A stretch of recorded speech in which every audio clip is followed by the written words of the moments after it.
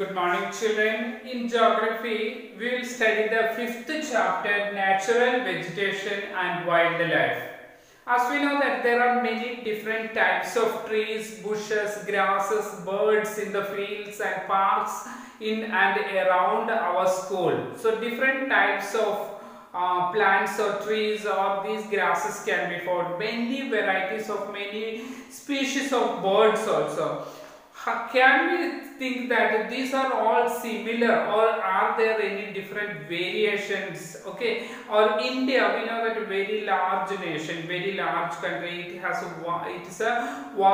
vast areas. So all these regions, when we are thinking about the northern region of India, south, east or west, central India, different regions, all its biodiversities can be found in different ways. We can find different climatic conditions, different food habits of the people, different types of topography. Some regions there are desert or mountains or plains or plateaus, etc.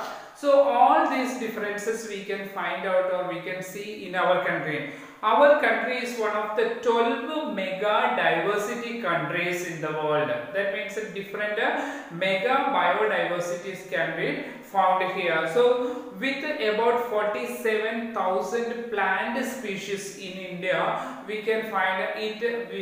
India occupies the 10th place in the world, and in Asia it has the 4th place also in the plant diversity. Many varieties of plants are there, many diversities of plants are there. There are 15,000 flowering plants in India, which account for the 6% of the world's total number of flowering plants.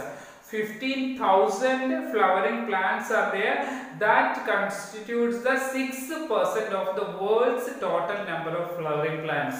So in our country there are many flowering plants and such as also non-flowering plants also. We can find flowering plants and non-flowering plants also. Some of the non-flowering plants we can say ferns, algae and fungi. These are all different types of plants only, but non-flowering plants.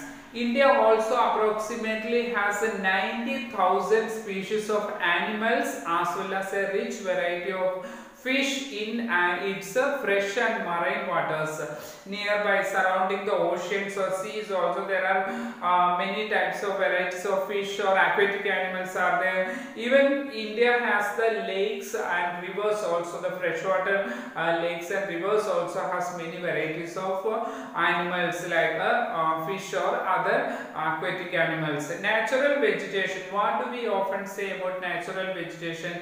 The plant life or the plant community which exists naturally or grown naturally without any human aid. That means without any human interference, naturally growing plants, which are called natural vegetation. We know that it is also by human beings are not planting some crops. We know that some regions we are planting crops, but some of the plants or trees which are growing naturally, this is termed as virgin vegetation. We know that which is termed as virgin vegetation, which means cultivated crops and fruits or orchids from the form part of the vegetation, but they are not naturally grown. That for our purpose, human beings are cultivating some of the crops, fruits or orchids. They are also called vegetation, but they are not natural vegetation. Natural vegetation which is grown naturally. We know here the virgin vegetation which are purely Indian are known as endemic or indigenous species. So we often say indigenous species or endemic, which means which are purely Indian. What do we mean by purely Indian? Some plants which we have brought from other countries, from outside India, some of the plants which have come to India or which we brought and planted, they are called exotic plants. Exotic plants are the foreign plants which we have brought to India and planted or cultivated here. Okay, so virgin vegetation and endemic or indigenous species species and the exotic plants. These three differences you have to remember. Now the term flora and fauna, we often come to in geography, we often learn these two terms of flora and fauna. What is flora? The term flora is used to denote the plants of a particular region or particular period. We know some of the plants grow in a particular season only.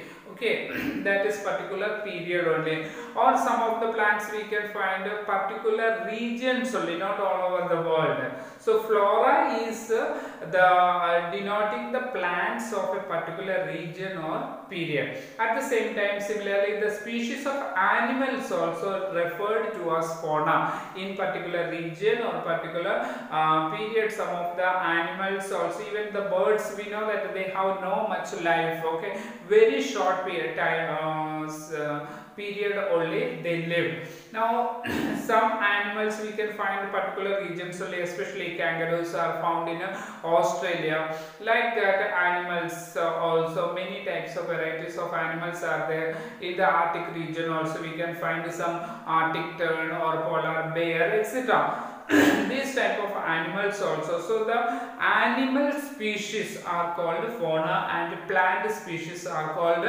flora. So this huge diversity in flora and fauna kingdoms due to the many of the reasons of how we can find these different varieties of animals exist in different parts of the world, not concentrated all together in any region, or all the plants or flora and fauna cannot be found or exist in all parts of the world. They are all limited. Okay, so in the coming class we will study about what are the factors affecting the flora or fauna located in particular regions. Okay.